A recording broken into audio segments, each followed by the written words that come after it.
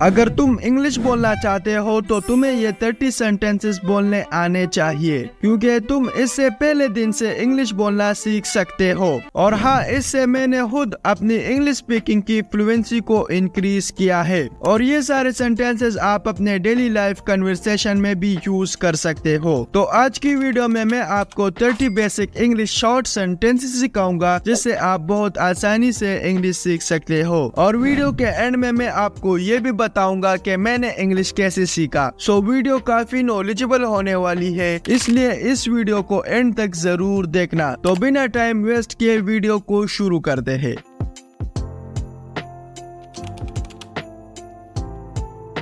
हमारा पहला सेंटेंस है this is not a joke. ये कोई मजाक नहीं है।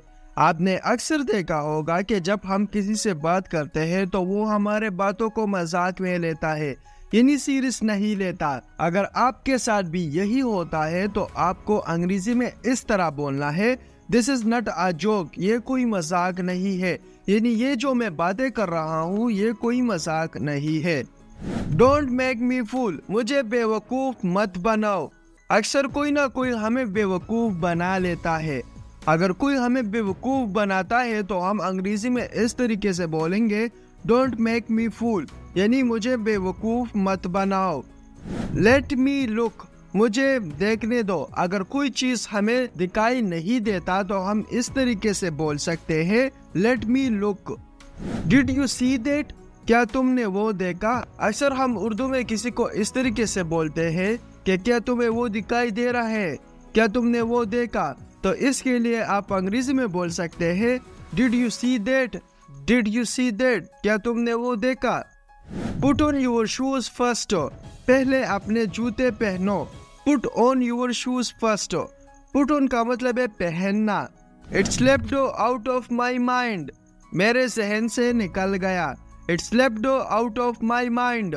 अगर कोई बात हमारे दिमाग से निकल जाती है, यानी हम भूल जाते हैं, तो इसको अंग्रेजी में स्लेप्ड कहा जाता है। और माइंड का मतलब है दिमाग। I don't know him. मैं उसे नहीं जानता। I don't know him. Beware of pickpockets. जेब कतरों से होशियार रहो। Beware of pickpockets. Pickpockets का मतलब है यानी जेब कतरा, जो चोरियां करता है, जेबों से पैसे निकालता है, इसको पिक पॉकेट्स कहा जाता है। No excuses will do. कोई बहाना नहीं चलेगा। No excuses will do. अगर कोई ज्यादा बहाने करता है तो हम उसे इस तरीके से कह सकते हैं, नो एक्सक्यूजेस विल डू, यानी कोई बहाना नहीं चलेगा। Make your bed. अपना बिस्तर ठीक करो। Make your bed. Where is my pillow? मेरा तकिया कहाँ है। Where is my pillow?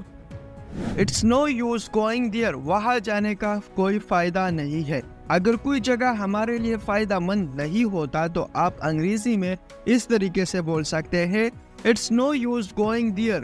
वहाँ जाने का कोई फायदा नहीं है। Going there का मतलब है यानी वहाँ जाना। Use your brain. अपने दिमाग का इस्तेमाल करो। बाज़ जगहों में, बाज़ कामों में हमें अपने दिमाग का इस्तेमाल करना चाहिए। तो आप अंग्रेजी में ये छोटा सा सेंटेंस किसी को बोल सकते हैं, यूज यूर ब्रेन। अपने दिमाग का इस्तेमाल करो। आई एम फीलिंग स्लीपी। अगर आपको नींद आ रही है तो आपको अंग्रेजी में ये सेंटेंस बोलना चाहिए, आई एम फीलिंग स्लीपी। मुझे नींद आ रही है। I am feeling sleepy. मुझे नींद आ रही है। You are responsible for that. इसके जिम्मेदार तुम हो। अगर कोई काम गलत करता है तो हम उसे इस तरीके से बोल सकते हैं कि इसके जिम्मेदार तुम हो, ये काम तुमने किया है तो इसके जिम्मा तुम्हारे सर पर है। तो आप अंग्रेजी में इस तरीके से बोल सकते हैं, you are responsible for that. Responsible का मतलब होता है जिम्मेदार। व्हाट डिड यू से। अगर हमें किसी का बात सुनाई नहीं देता तो हम इस तरीके से बोल सकते हैं, व्हाट डिड यू से। क्या कहा तुमने। Don't take it your heart. इसे दिल पर मत लो।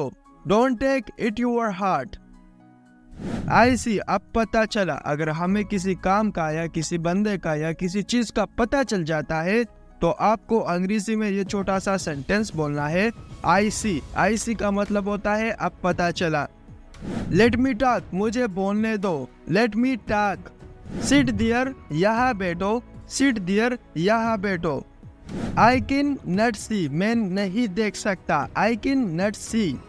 दे आर वेटिंग, वो इंतजार कर रहे हैं। अगर कोई हमारे लिए किसी के लिए इंतजार करता है तो आपको अंग्रेजी में इस तरह बोलना चाहिए, दे आर वेटिंग। दे का मतलब होता है वो इंतजार कर रहे हैं।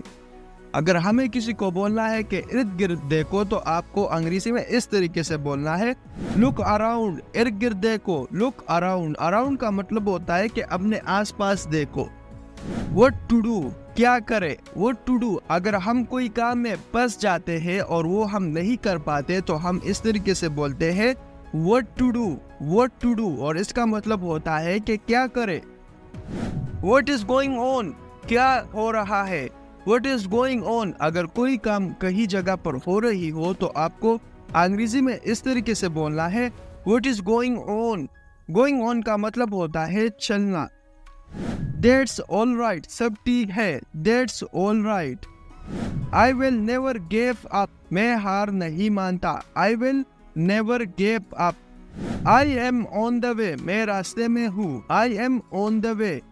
Reduce the price, कीमत कम करे। अगर हम कोई चीज़ खरीदते हो और उसकी कीमत बहुत ज़्यादा हो, हमारे खरीदने से बहुत ज़्यादा हो, उसे हम नहीं खरीद सकते तो हम शॉपकीपर से इस तरीके से बोल सकते हैं कि इसकी कीमत थोड़ा सा कम करे। तो इस तरीके से बोलेंगे रिड्यूस द प्राइस। रिड्यूस का मतलब है कम करना।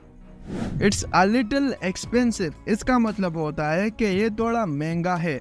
अगर हम कोई चीज़ खरीदते हैं और वो बहुत ज़्यादा महंगा हो तो आपने शॉपकीपर से सुना होगा कि ये थोड़ा सा महंगा है।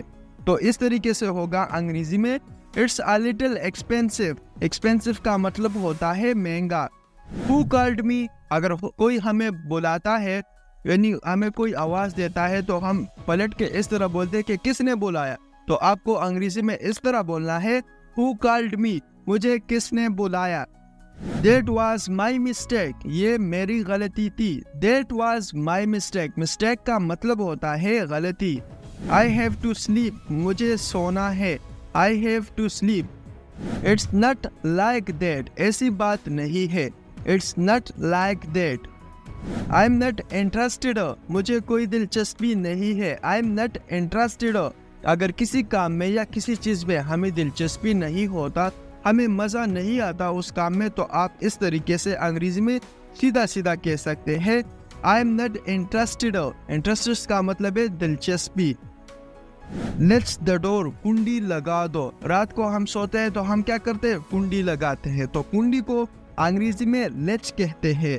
और अगर इसको सेंटेंस में बोलना है कुंडी लगा दो तो इसको इस तरीके से बोलेंगे, लेट्स द डोर, कुंडी लगा दो। कीप सिटिंग, बैठे रहिए। कीप सिटिंग, अगर हमें किसी को कहना है कि यहाँ पर बैठे रहिए, मैं आता हूँ यहाँ पर, या बैठ जाए, तो आपको अंग्रेजी में इस तरीके से बोलना है, कीप सिटिंग, बैठे रहिए। Keep sitting. ओके, वीडियो के स्टार्ट में मैंने आपसे बोला था कि मैंने इंग्लिश कैसे सीखा।